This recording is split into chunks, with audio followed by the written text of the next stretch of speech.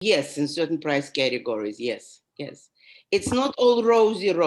It's rosy, but not fabulously rosy. Rosy, not rosy. Right. When you say they're getting a discount, can I get a discount on a 1-bedroom, or can I get a discount on the penthouse?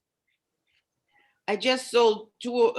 I'm closing this month on 2 apartments.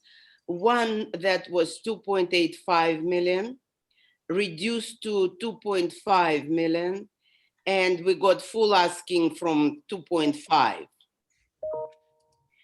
Another one was 1,889,000. We reduced to 1,795,000. We got full asking price. It was reduced from 1.89 to 1.75. 795. 795, and then got full asking when reduced. All cash, full asking price. How many showings did you get when you reduced the price? Did it like completely jump, or? No, for 6 months we had showings, but people were not making decent offers. 6 months during pandemic. And then in 1 week, boom, it just, we had six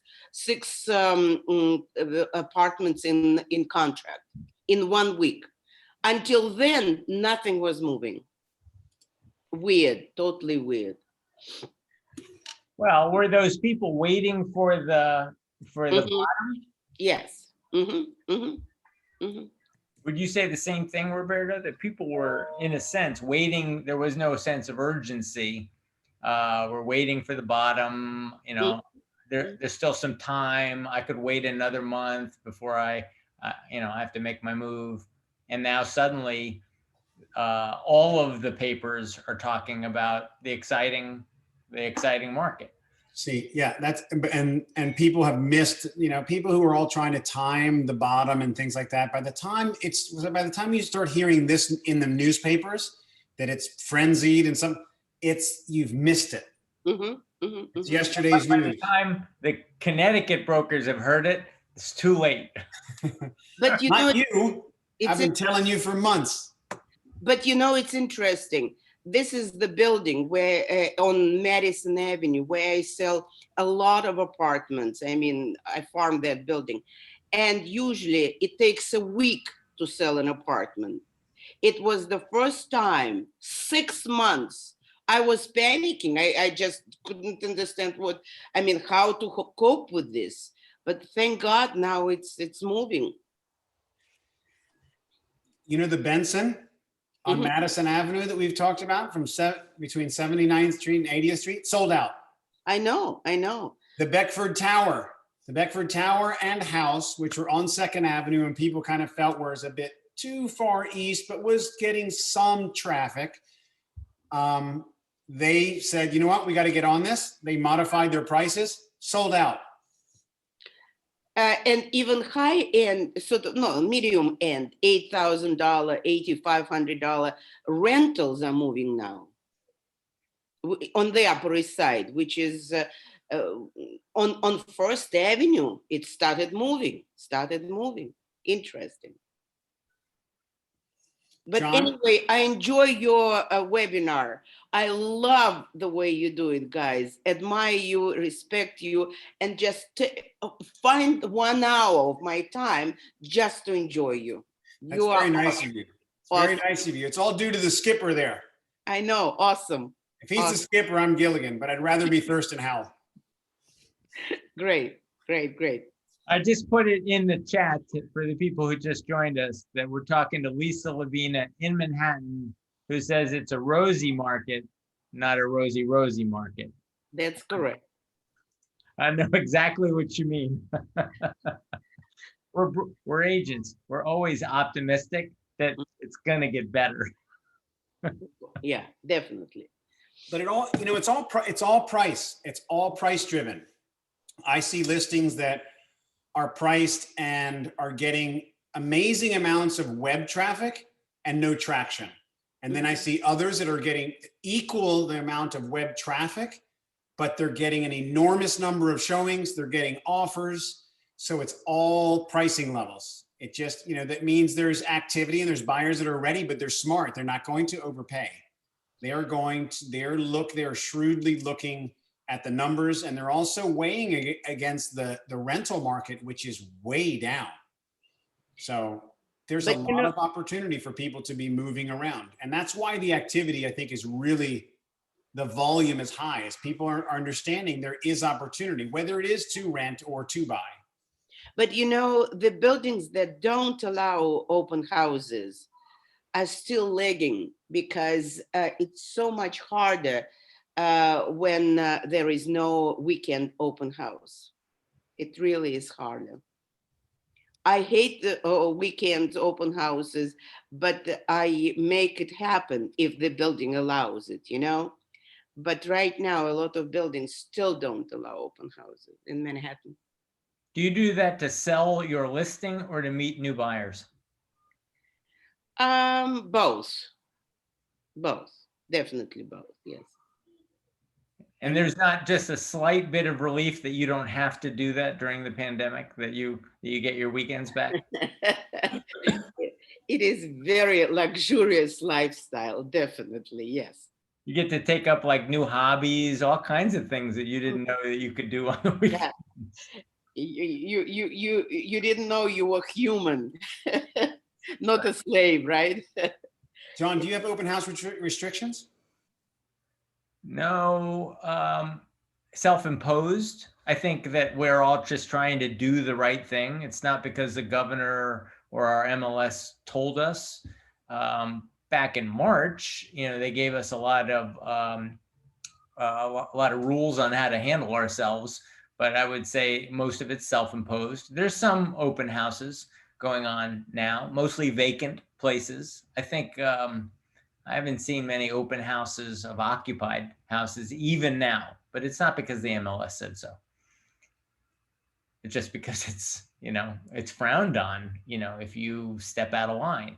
And I don't know about in New York, but everybody's pointing toward a March 19 date here in Connecticut. Oh, the governor has lifted, quote unquote, all restrictions, May 19th. Did I say March? May 19th. And so we're starting to talk about a Memorial Day parade in town. We're talking about fireworks in New Canaan. We're talking about having a prom and a graduation. So I think right behind that, a lot of the self-imposed restrictions on open houses will fall by the wayside, and we're going to start to see a normalization of behavior across the board. Restaurant restrictions have been lifted, concerts. What about you, Michael Goldenberg? Are we in a rosy market or a rosy market? What I can tell you is that what Roberto said about pricing is 100% correct.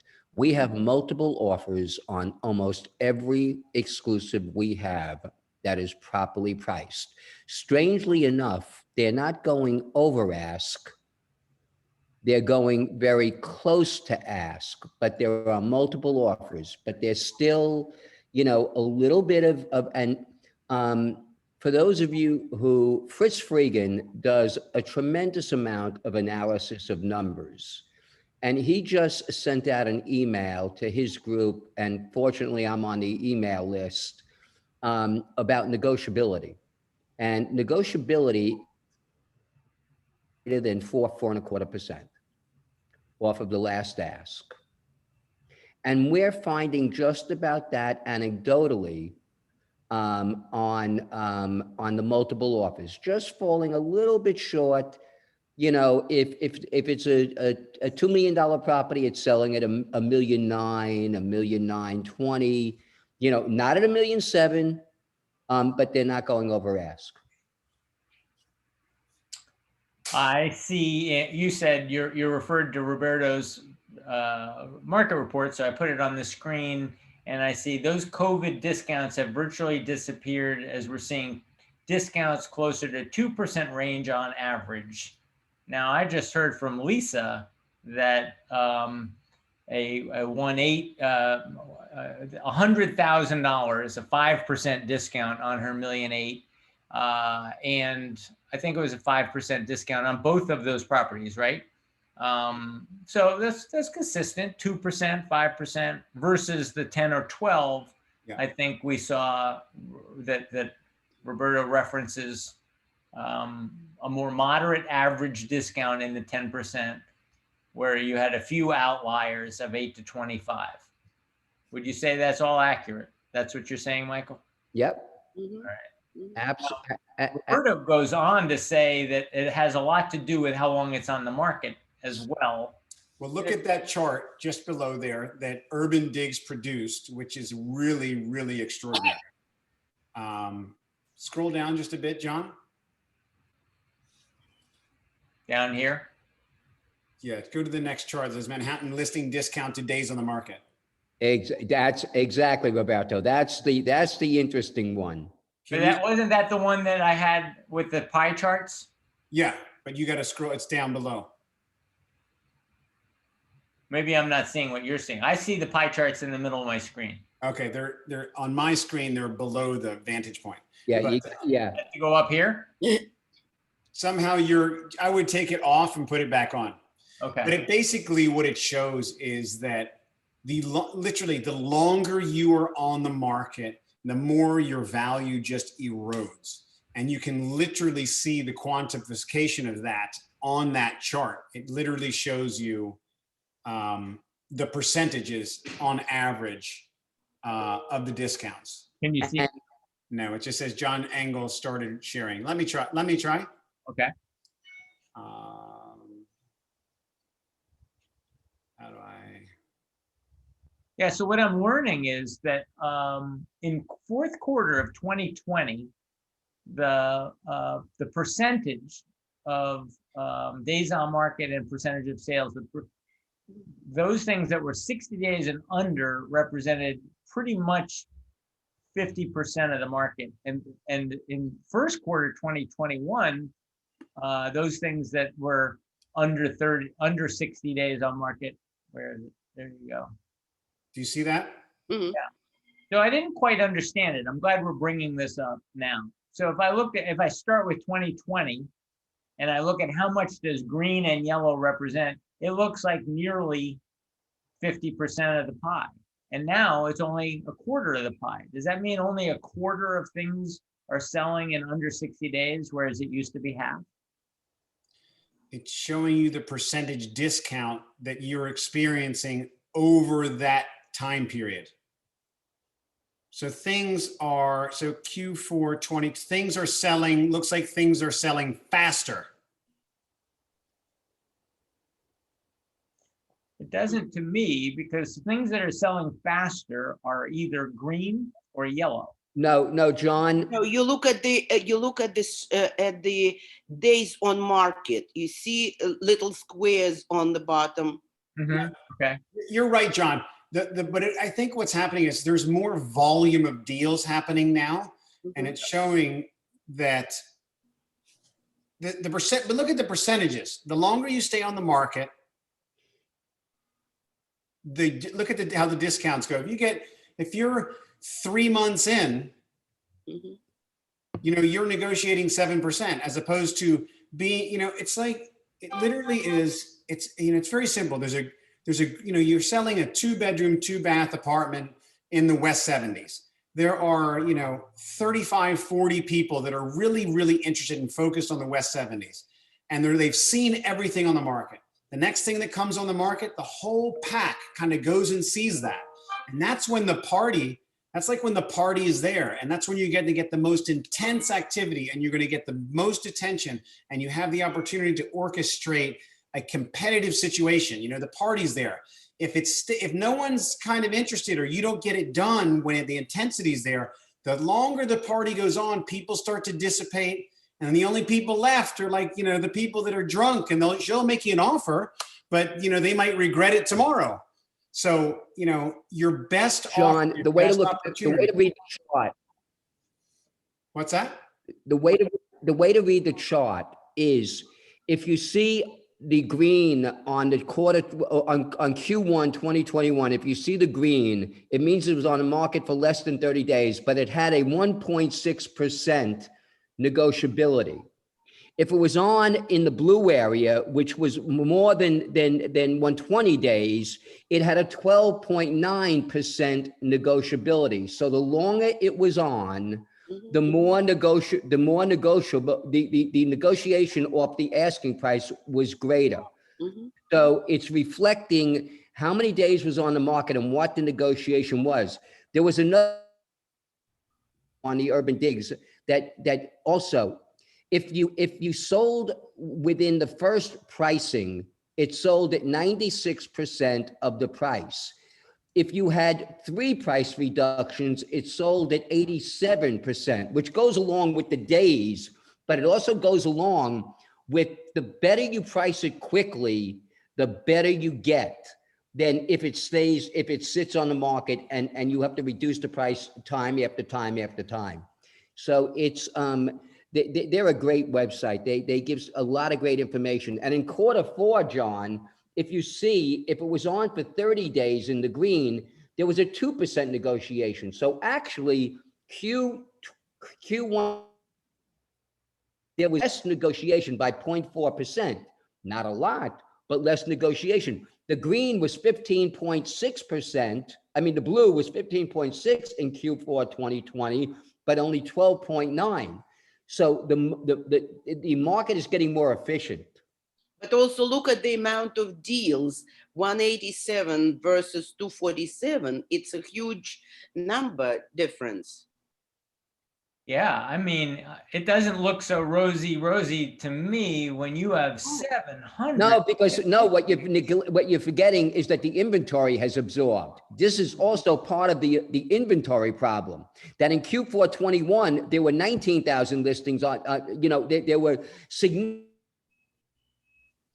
missed on. So at the end of the day, you can't look at just number of deals. You got to look at number of deals in relation to, if you have 12 shirts and you sell 4.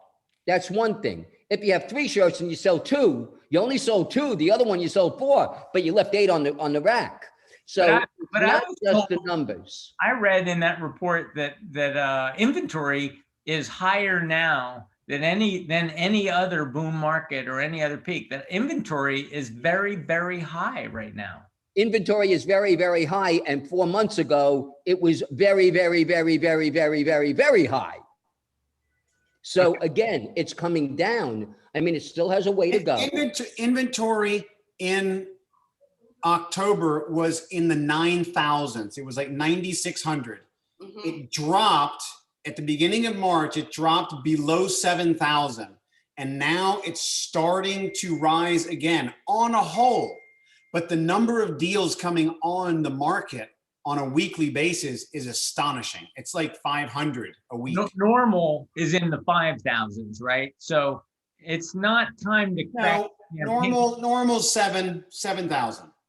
Now, also, John, you said that the numbers, like in the 30 days, it was 247 deals versus 187, right? Right. How about in 120 days? I know. I was about to point that out. 756. That's kind of. And that shows you that shows you movement. Okay, 327 versus 756, 163 versus 273. Even the 61 to 90 was only 306, 283. Okay, 23 difference. Okay, so at the end of the day, you see inventory being absorbed significantly. I see a vast majority of the deal flow is still moving at a 12.9% discount after an incredible 120 days plus on the market. Sounds like you're just moving through a lot of mispriced property. Mispriced property. Yes, exactly. That's what Roberto was saying. He's saying the longest that people have to wait. People have the coffee. If it's worth $1.5 million and you're asking $2 million, is it a surprise it's not selling? No, it doesn't sell in any market. Forget about pandemic market, but pandemic market, you add insult to injury. But John, those prices, those prices are all moderating in order to find the market, which was going down. Now the market has changed direction. And the other thing is in Q4, all those deals, there was 1,423 deals. For the other quarter, it was 1,869. That's an additional 400 deals in the quarter. Which is about 30% more deals. And that's a volume increase, That's a lot. demand increase, price pressure. Okay, so now, Negotiability went down from 15.6 to 12.9. It's down about 3%. what's It's Q3? it's also seasonal inventory. It's spring. People were waiting and holding on to their inventory, and now they're releasing it, which is normal sort of for the year. Let me see something here. Hang on. So I'm wondering what Q3 and what Q4 of this year look like, whether they look like either of those charts. Here's Q1 20. 12% discounts. And the reason I ask is that Roberto seems to anecdotally point to a September tipping point where a lot of buyers, a lot of sellers are pointing toward, well, life's going to be normal. People are going to be going back to the office as of September when the summer is over. And then I'm going to make a change. Then I'm going to sell then I'm going to buy, then I'm going to make an offer. So I wonder what the third and fourth quarter pie charts look like, if you're right. It's going to be trending in the same direction where there's going to be less negotiability. And again, if you're staying on the market for a long period of time, you are going to have to negotiate quite a bit in order to sell your property. And I'm not saying life's going to be normal in September. It's going to be normalizing in September. But I mean, it's an artificial, kind of deadline. It's a target. People, the schools, people are finished their, their summer vacations. The kids are finished. They're away at summer camp. They're now all going to be going back to school. And with the more and more people that I know that have offices or that work in an office, it's like they're being kind of encouraged to, look, we need to get back. We need to start working as a team and things like that. Not that it's going to be 5 days a week. It's probably going to be hybrid, but there's going to be a lot more activity. And that means I think that people are going to want to be housed. They're going to want to be in place. Scott Hobbs, you taking the summer off, right? You're ready. It's getting warm. Business is good. You're taking the summer off and getting excited about September, or are you going to actually work this summer? Yeah, as usual, I'm going to spend almost all summer working, but I've had a lot of similar type conversations with people from New York and the suburbs and all, and that whole concept that very few people want to or think they will be back full-time.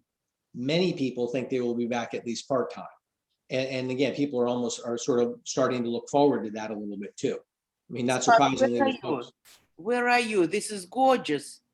My backdrop is in Greenwich. I wish I was actually sitting on that deck, but it's in one of the houses that we built. Today's a beautiful day for being out there, but obviously a lot of my people I talk to are more skewed toward the suburbs, although they work in New York City, and the folks in the suburbs love it out in the suburbs and are feeling good. I will say that there does seem to be a little bit in the construction market that in March, if you picture that what we're seeing right now is a volcano erupting, and you could see like the lava getting ready to come out and starting to ooze over. And in March, all of a sudden you got like that huge rumble in the ground and you were worried the entire island was going to blow up. I mean, there was literally too much stuff that anybody could do. It was going to be impossible. It was going to be a complete utter disaster because of too much. And then it seems like a little bit of that has come off. So the volcano is still erupting, but it doesn't look like the island's going to blow up. And I think some of that is, again, people getting into summer, they're getting into spring, they're readjusting what their thoughts are. And a tiny bit of that froth has come off, but I think it's the unhealthy part of the froth that was actually a serious overheating. That's not to say we're not really busy, but it's I have no some longer impossible. specific questions related to the volcano metaphor. So you say that, you're all excited about great. It seems to me that when translated, you're saying you got very excited about the demand for new business, but then you found it was difficult to hire laborers, get equipment, hire subcontractors, and actually do the double, triple, quadruple business that we were hoping for. The explosive growth was somehow tempered by some of the market forces. Yes? Correct. I mean, a better analogy is that, I refer to the fact that in like Dances with Wolves, they talk about when The buffalo are not on the plains. It weighs heavy on the hearts of the Native Americans. And when the buffalo come out, you feel very happy. And I think for anyone involved in sales and construction and real estate, the buffalo have returned to the plains. Now, there was a little bit of a period where all of a sudden it looked like there was a gigantic, enormous herd that stretched to the horizon that was going to run over everything in its path. And that would not have been healthy. But now it looks like, you're able to actually handle the herd and do very nicely. In the chat, that people are saying this sounds like a John Wayne movie. I think you're very poetic, Scott Hobbs, very poetic. I think. I agree. All contractors think this way.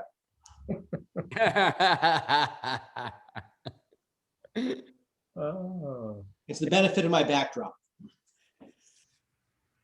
Pete, where are you sitting? Oh, the ultimate Zoom words. You're on mute. Yeah, you no, Connecticut or I are you didn't speak in Florida? yet. I'm in New Canaan, and we've been in our offices since the end of March last year. We've been pretty busy as of late, and have a pretty full roster right now. Like Been in your office since. Sorry, there were two people talking. Go ahead, John. volcano growth, explosive growth, or Yeah, we're hiring several new architects. We have projects that we're challenged to stay afloat on. In other words, a lot of work, and right now the outlook is good. The hard part for Scott, you would know this, but for architects, people aren't coming to us and saying, we'd love for you to draw a house and we'd love to move in 3 years. That is not the environment right now. People want something immediately. So for us, we have sort of succeeded in spite of the pandemic, and where we'll see some uptick is in renovation. So the realtors who are terribly interested in what you and Scott have to say, because if you're hiring architects for 2 years out, 3 years out, you don't think that this is going away in September or November. I mean, that speaks to a long-term optimism. Yeah, and again, it depends on what side of the market, but when you're talking about ultra high net worth and very high net worth individuals and a reasonably bifurcated recovery, those people are the ones that are now looking at second, third homes. They're buying at a fairly rapid clip. We've opened an office in Palm Beach, which has expanded our horizons a little bit, and that has really enabled us to kind of be in all the right places.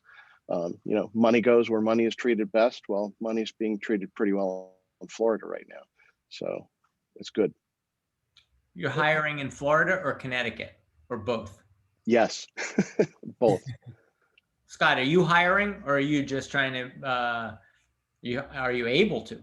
We're looking to hire. I mean, and we continually are always looking for good people, but now we're looking for more good people.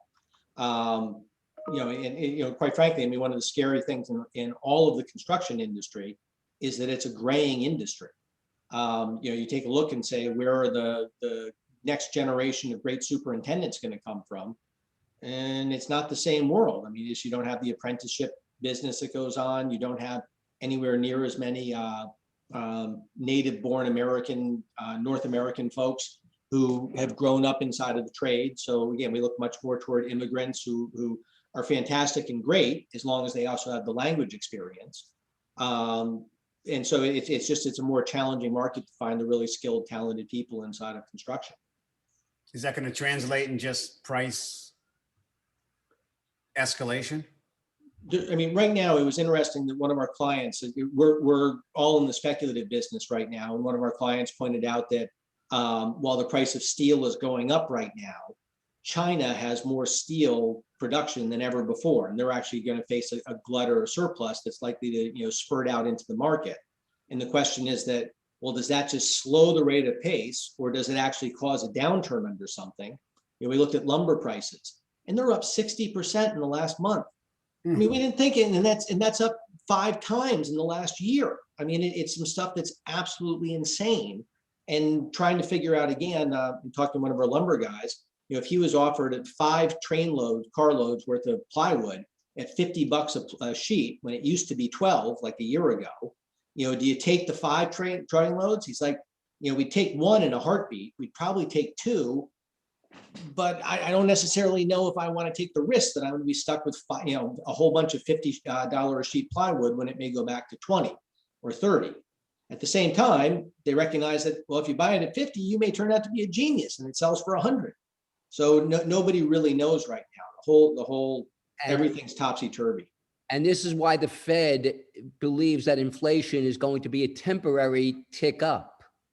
They are estimating that because of the push right now, that you may rise, and as things stabilize out, because we're not going to be continuing to go at the pace that we're going now, okay, that this is a temporary tick up. This is why they're not concerned about inflation.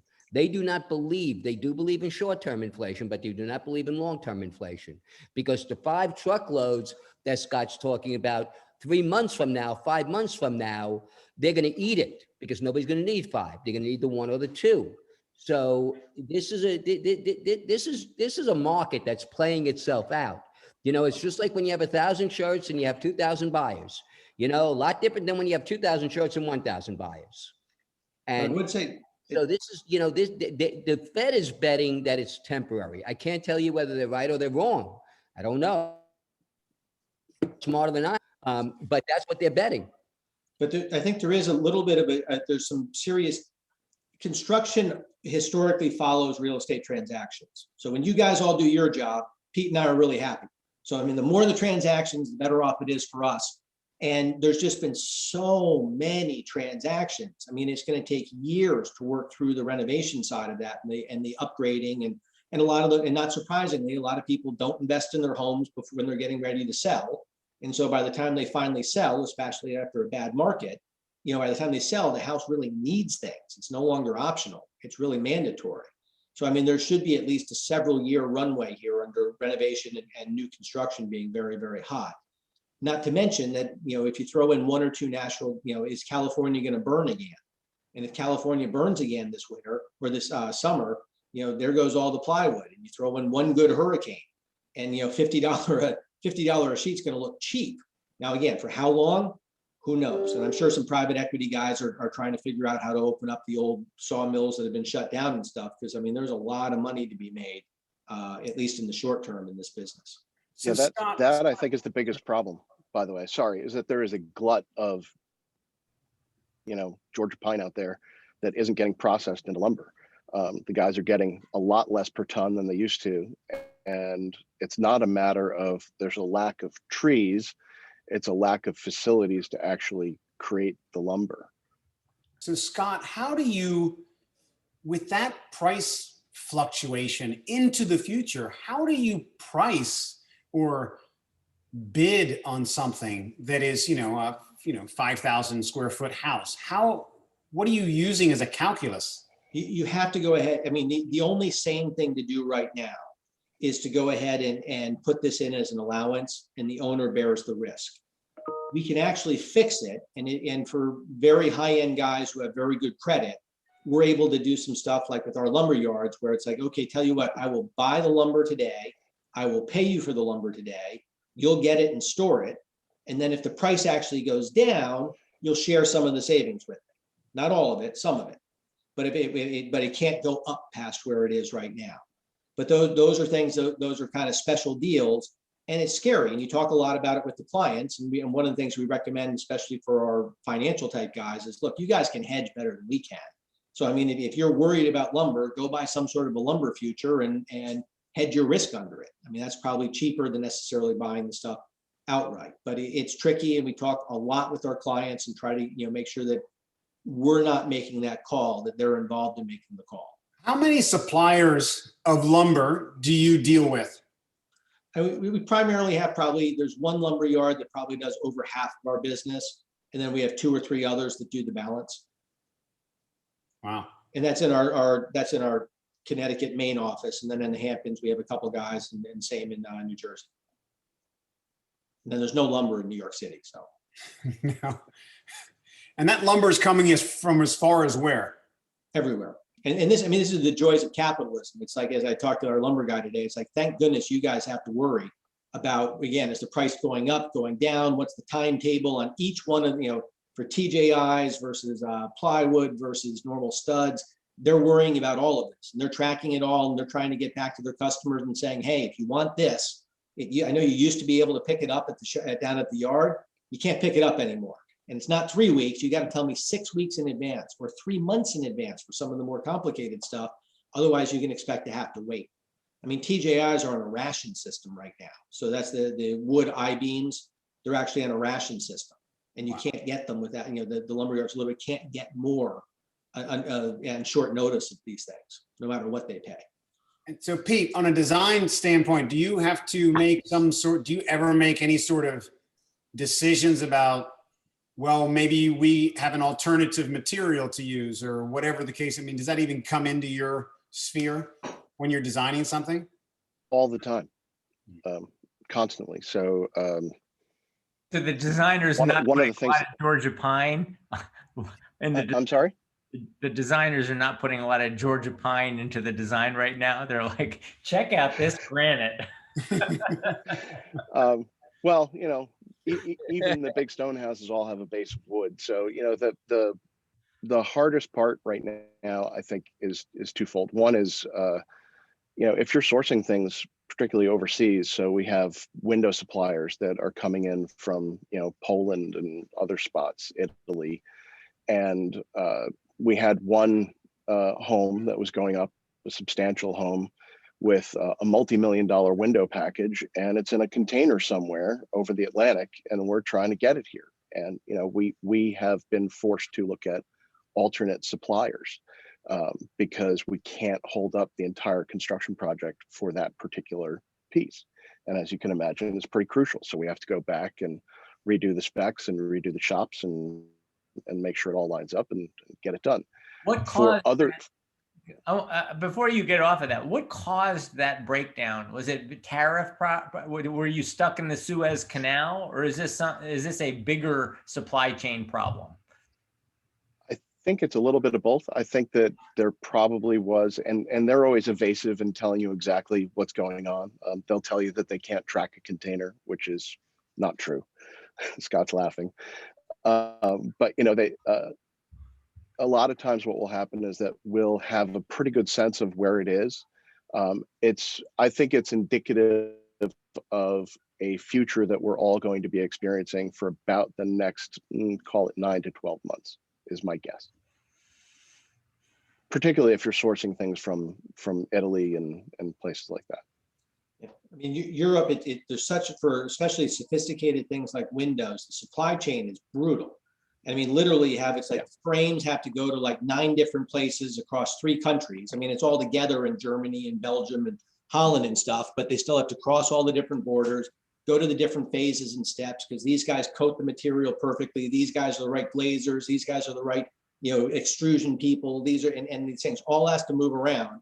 And when you throw in COVID and restrictions, what was seemingly impossible before is now impossible. I mean, literally the boater shuts down, that factory's closed, this one's off the list. And so everything just keeps backing up. And we again thought that we were in good shape on Suez, and we weren't. I mean, because it turned out the oversized open containers for our giant windows, they were stuck on some ship, backed up in Suez. And so they couldn't get to Germany in order to pick up the windows to get them to here. And it's just, you hear this stuff every day, and there's literally nothing you can do about it. I mean, except for order earlier and earlier and earlier in order to try to be ahead of the curve and allow enough time to get away from it. All right. Some of you who don't have your cameras on, I want to hear from you too. So please put on your camera so you can Dean Dunbar. Conversation. Because what I'm hearing is, and I want more opinions on this. What I hear is that I hear tempering all around. I hear Scott talking about lumber prices being up dramatically, but the belief is that those are going to come down. I understand that New York had an incredible amount of inventory, but that is also tempering. The lack of deals also tempering. Now it's becoming more normal. So I hear prices are getting back down to quote unquote normal.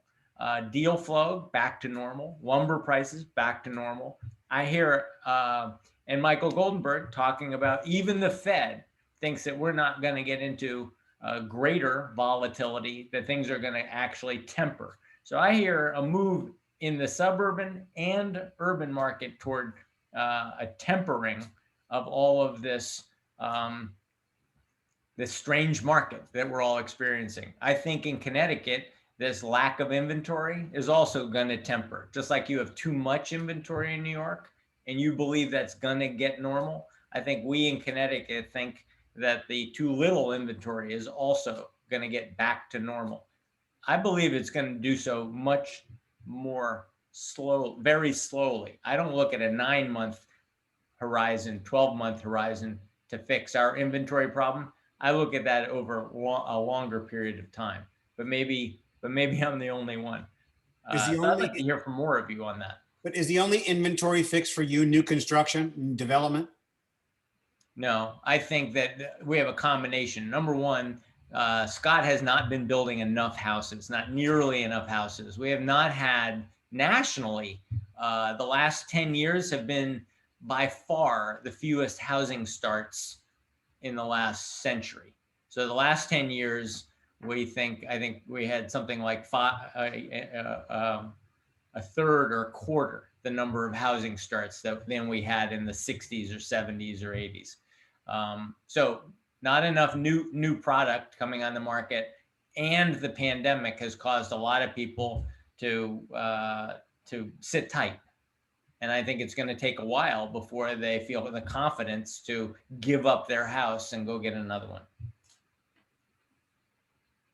Am I the only, anyone want to argue with that?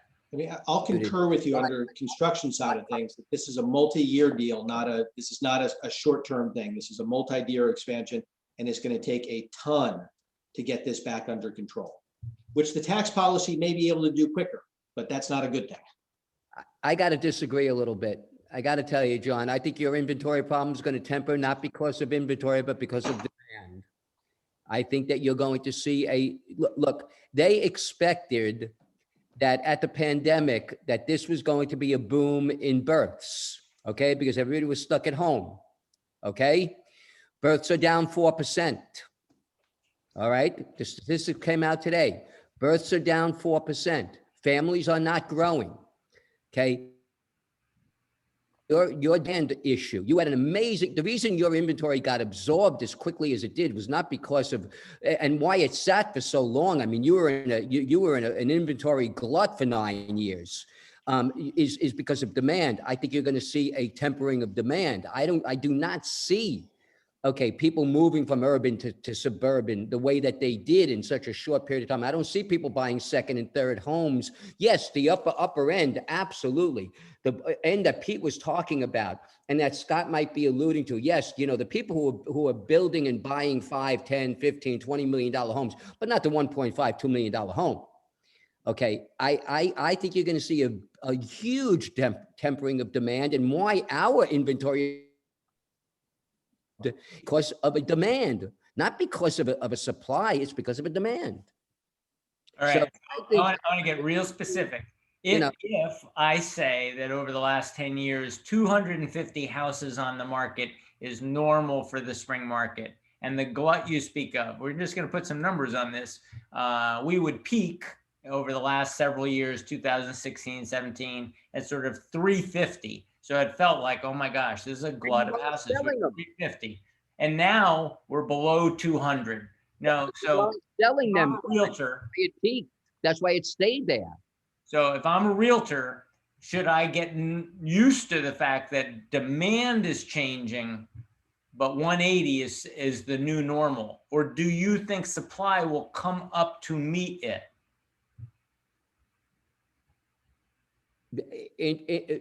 Good question. I think it's probably, I think you're probably a little too low, but you were significantly too high at one point. So that 350. 350, that 180 probably should go to 250. And that's probably a healthy number. And that's where you're probably going to have a balance. You were at 350, why? It was a buyer's market for 9 years. And at 180, it's a seller's market. So the truth is probably somewhere in between. And that's usually the case, that the truth is in the middle. Probably. And I can't tell you, I know exact numbers. I don't. But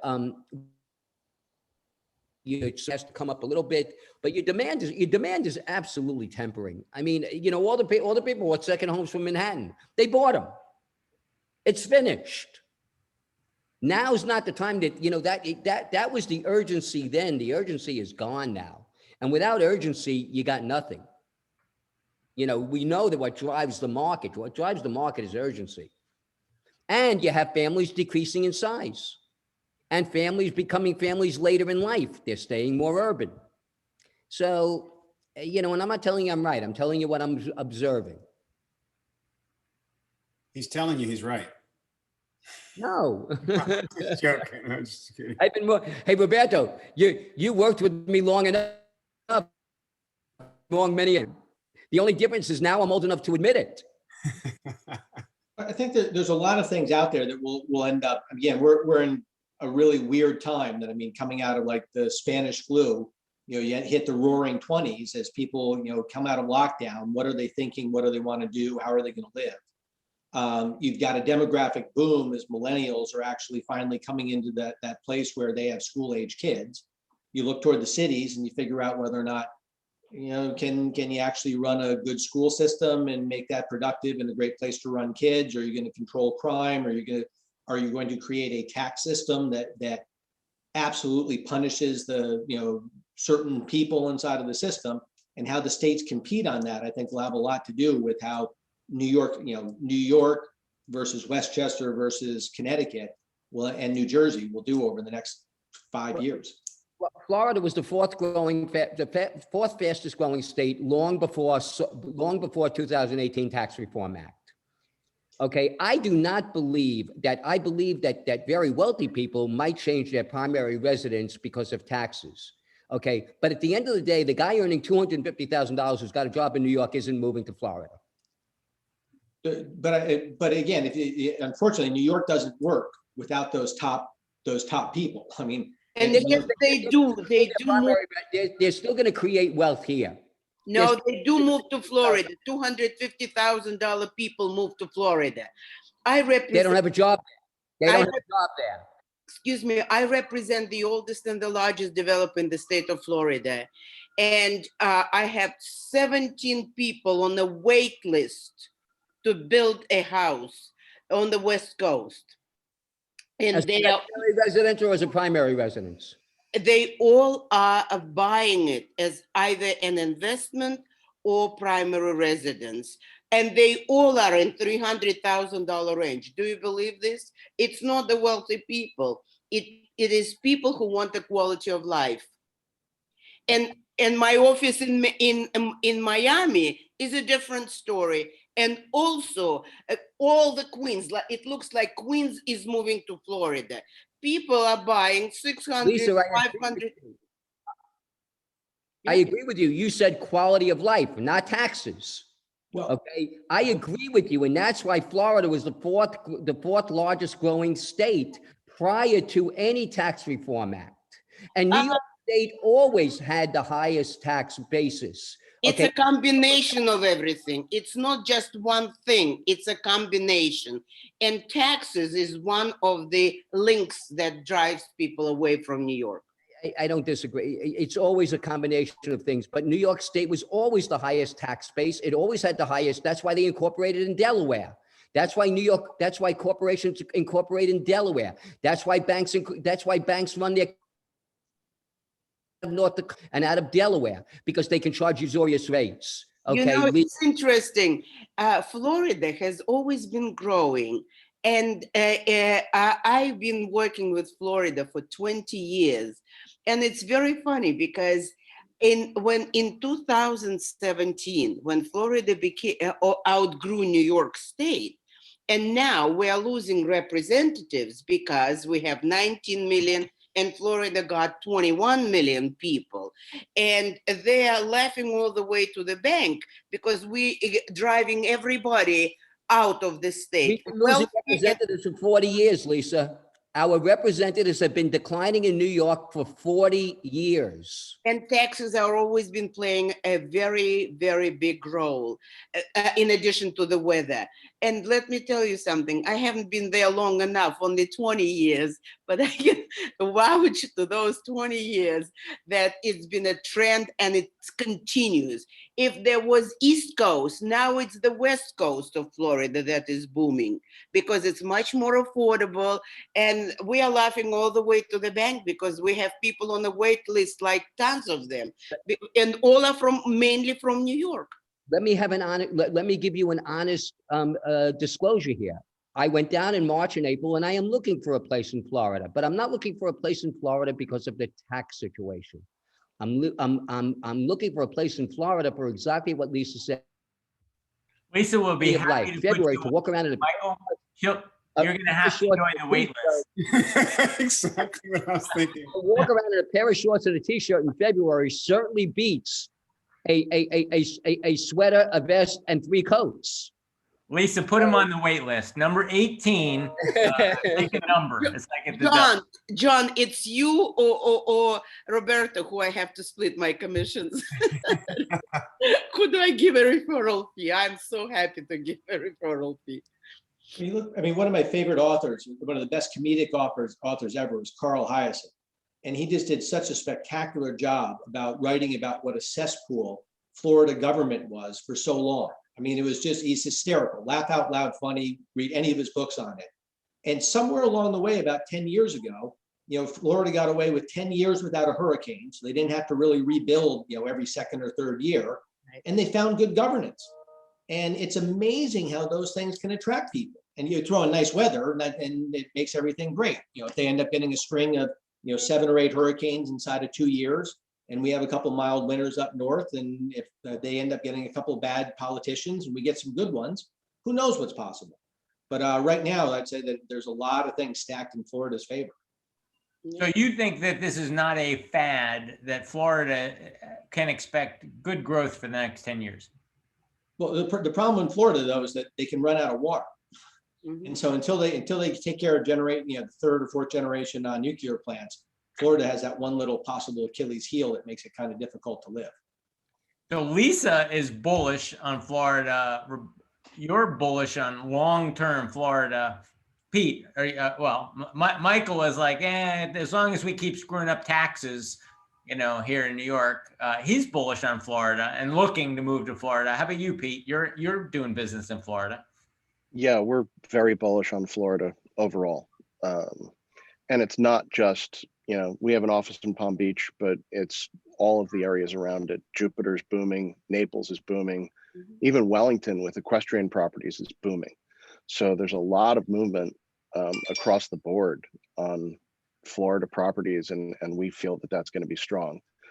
If I were to say beyond that, then the next bastion will be Texas, where like the areas like Austin have been nearly overrun with people. And a lot of the states that have seen inflow are states that have been favorable in terms of taxes. So Tennessee has seen a lot more residents come on board. Texas has seen a lot more residents come on board. Even Wyoming, which, based on the way we look at it here, there's only 14 people that live there. There's still a lot of people that are moving to those states. Idaho is seeing an influx of people from California.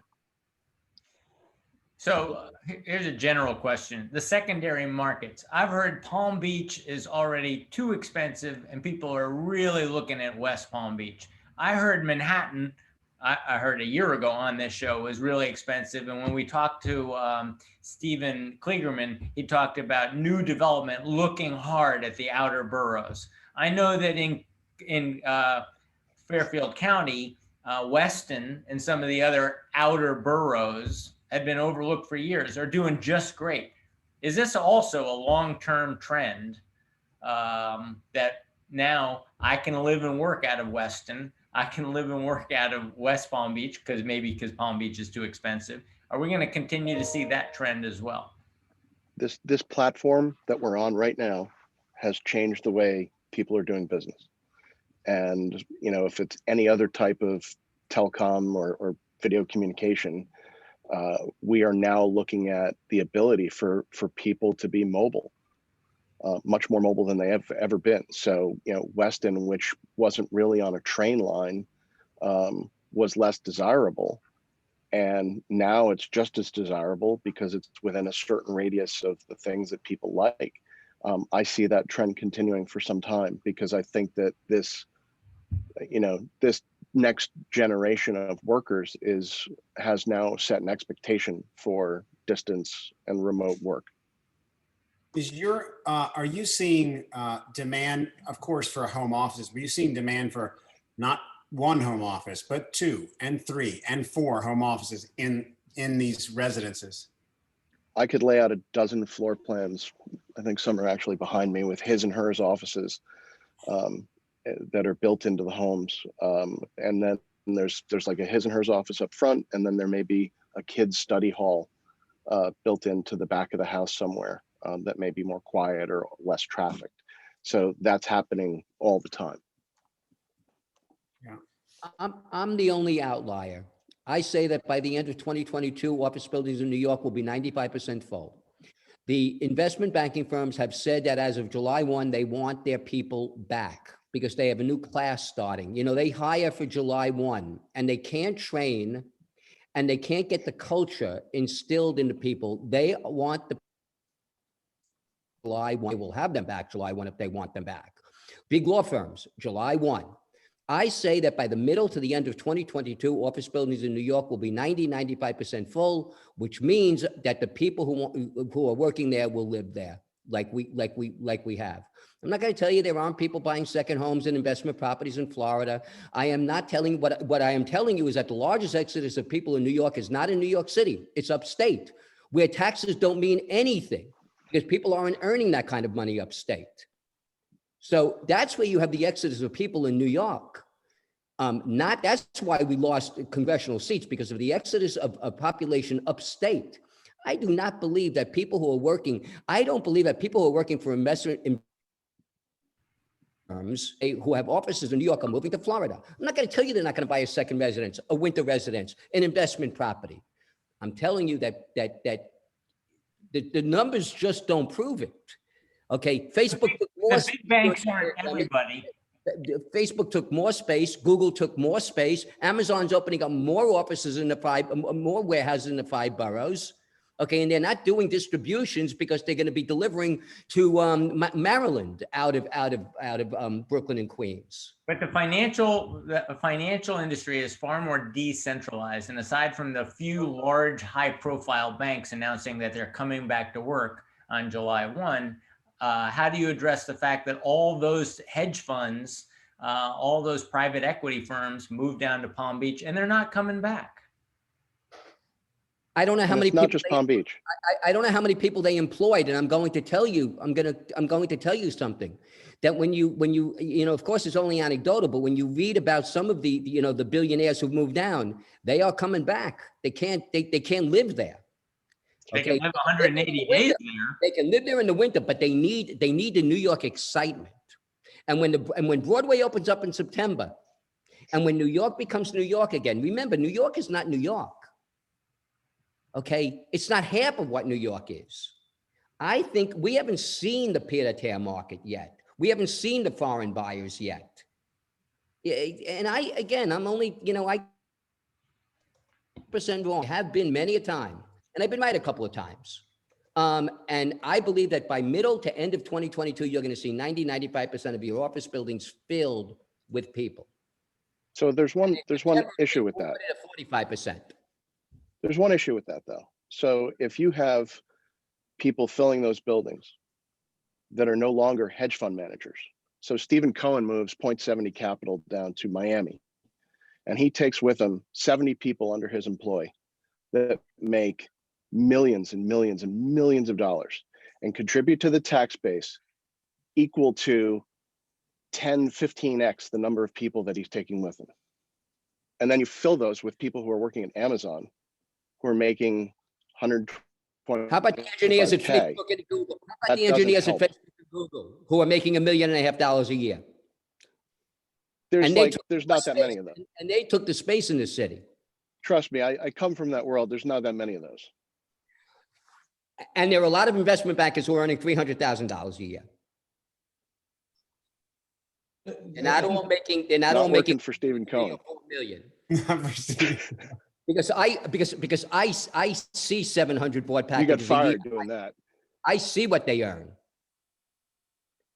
So what I hear you saying, Michael, is that even though we're seeing the bucket is leaking financial professionals to Florida, you see that the bucket's getting refilled with tech workers. I see the bucket is dripping. I see the bucket is dripping to people to Florida, not leaking. Okay. Dripping. Not Okay. But leaking. you see it being replaced with tech. Why does Google and Facebook and Amazon need to be here with everybody with quite the density that you're projecting? I don't know why they need to. I know that they've chosen to. I can't tell you that they need to. I can tell you that Silicon Alley exists. It used to be Silicon Valley. It's now Silicon. I can't tell you why they choose to be in New York. Because they get the incentives, tax breaks that nobody else can afford. I think that their workers want to be here. I think that the young engineer wants to be in New York where the act. The companies also Again, want to create culture. You're leaving out the human factor of it. The companies want to create culture. Recruiting good help, recruiting good talent matters. And I'm not telling you that they don't want a second residence in Florida, but a 30-year-old doesn't want to live in Delray. Okay? They want the theater, they want Broadway, they want the opera, they want the restaurants, okay? And maybe, again, I'm not telling you I'm right. All I'm going to tell you is look at history. You know, in 2001, they said nobody would live downtown ever again. And Tribeca is one of the most expensive zip codes in the world. I think you just, I lean a little bit, I lean So in I'm not- Michael's camp on this. I really do lean in Michael's camp on this. And I do believe that the big companies are really trying to create culture. And the culture is about being and seeing one another in the office and collaborating with different ideas. And then there's just the sense of if 80%, 60, 70, 80% of the people are in the office and they're interacting, you're going to feel that you want to be there too, and that you need to be there.